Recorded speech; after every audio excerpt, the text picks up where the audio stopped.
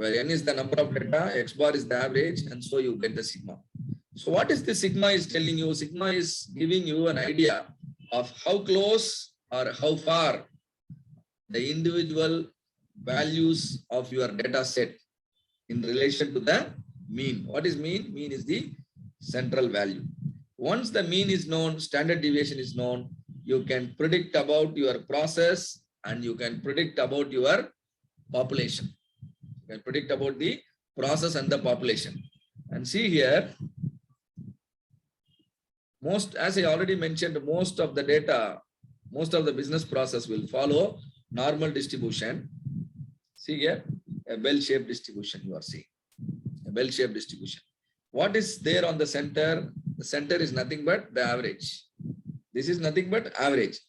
And then standard deviation is sigma. If you move away from the center, right, by a distance equal to 1 sigma, you are here. You move further away, you are at a distance of 2 sigma from the center. This point is called warning limit. This point is called warning limit. I call it warning limit because you need to know that you are from the center. Only very less available beyond. Suppose you further move away.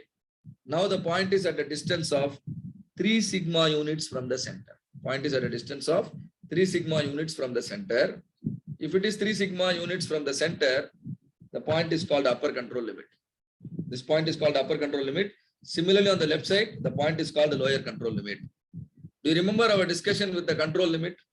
The worst landings are at the upper control limit and the lower control limit.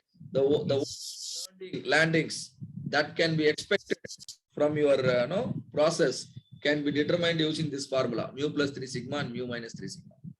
The worst output your business may produce or your business process may produce can be understood or can be identified by knowing the central tendency and standard deviation, right? Average and the standard deviation. Average plus 3 sigma gives upper control limit.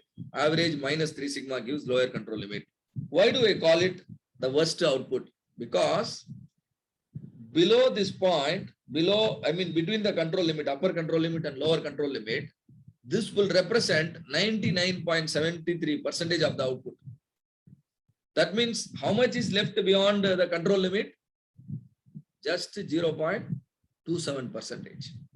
So generally, the control limits are considered the extremities of the process. Control limits are generally considered the extremities or the extreme outputs from a process that is expected. Because the chance for you to produce an output inside the control limit is how much? 99.73. So what is the chance you have to produce output beyond the control limit? Only 0.27. So this is an important property of normal distribution using which you can take decisions perfectly in a real time, right? So within 3 sigma, how much percentage of the population will lie? 99.73. Within 2 sigma, 95.45% of the population is expected to lie.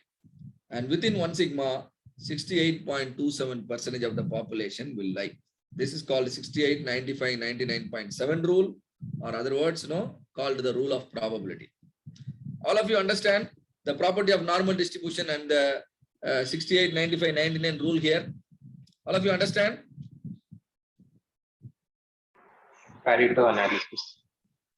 This is not Pareto analysis. What's this? About property of normal distribution. Okay. I want to add a point here. Can I add? Yeah, please. Yeah. Please note, you were told a term called standard deviation.